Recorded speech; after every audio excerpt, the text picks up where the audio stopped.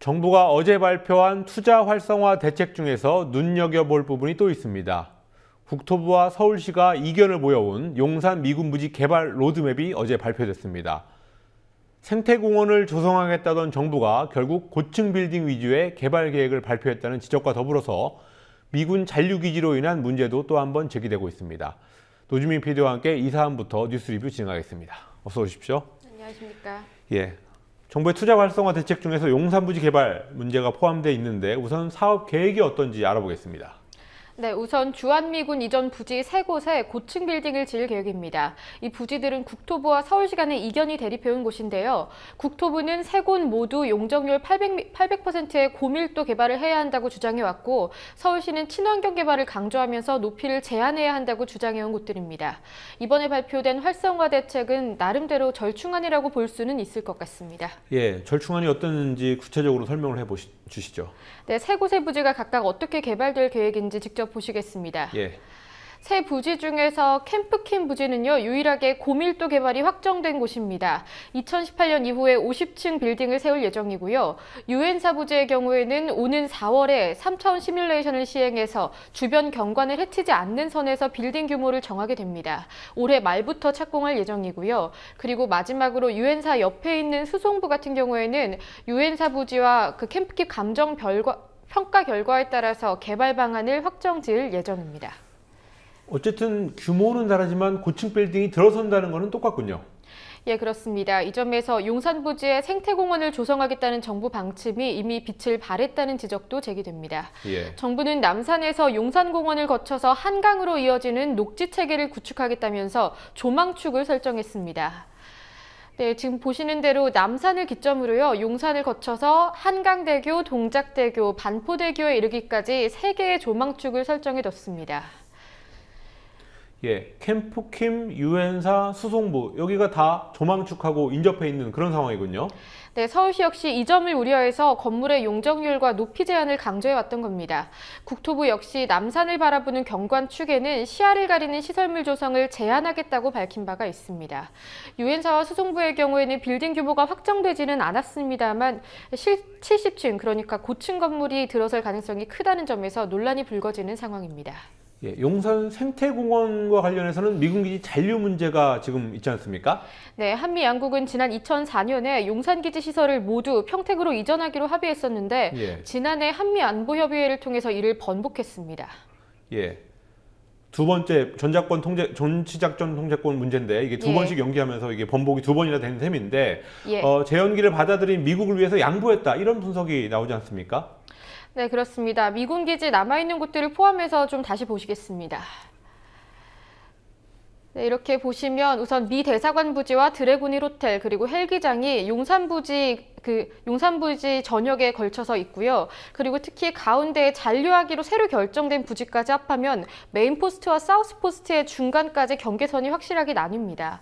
이 점에서 용산 미군기지가 남아있다는 점에서 미군을 위한 공원을 조성하는 게 아니냐라는 비판도 계속 제기되어 오고 있습니다. 예, 미군을 위한 조성, 지금까지 봐서는 그런 평가가 나올 수 있을 것 같습니다. 예, 그럴 가능성이 있습니다. 예, 다음 소식 보겠습니다. 4대강 사업이 추진 과정에서부터 졸속이었다라는 감사원의 보고서가 나왔습니다. 네, 4대강이 수자원공사의 자체 사업으로 강행되고 또 4대강 사업으로 인한 부채에 대한 책임도 불명확하다는 지적이 이미 오래전부터 계속되었습니다. 이 지적이 사실이었다는 점이 또 감사원을 통해서 재확인된 셈입니다. 감사원이 최근 발표한 보고서 내용을 구체적으로 보시겠습니다. 네, 감사원의 지적사항을 크게 3가지로 나눠서 보시면요. 우선 수공 자체 사업으로 변경하는 과정에서 충분한 숙려 기간이 없었다는 겁니다. 2009년 9월 25일에 국가정책조정회의를 통해서 수공 자체 사업으로 하자고 시행이 결정됐는데 불과 4일 뒤인 28일에 수자원공사 이사회가 사업 추진을 의결했습니다. 그리고 두 번째 사안을 이어서 보시겠습니다. 수공이 자체적으로 사업을 추진하기 어렵다는 의견을 이미 제출했다는 겁니다. 수공 측은 치수 사업인 4대강 사업은 수입도 없기 때문에 수공 자체 사업으로 추진하는 것이 곤란하다고 밝혔지만 이 의견은 사실상 묵살됐고요. 네, 그리고 이어서 보시면 불분명한 재정 지원 조건, 이 부분이 사실 큰 문제입니다. 사업이 종료되는 시점에 수공의 재무 상태 등을 감안해서 재정 지원과 규모, 시기, 방법 등을 구체화하겠다고 모두 뒤로 밀어놓은 상태입니다. 그렇기 때문에 시기나 절차, 주체가 명시되어 있지 않아서 책임 소재가 불분명하고요. 이로 인한 도덕적 해이가 우려된다고 감사원이 평가했습니다. 실제로 2014년을 기점으로 투자원금에 대한 종합적인 회수 대책은 수립돼 있지 않았고요. 또 대표적으로 수익을 다시 회수하겠다고 하고 있는 친수구역 개발 사업의 경우에는 기대 수익이 최대 6천억 원인데 이미 최대 8조 원으로 예상되어 있는 투자 원금 규모에는 한참 미치지 못하는 금액입니다. 예.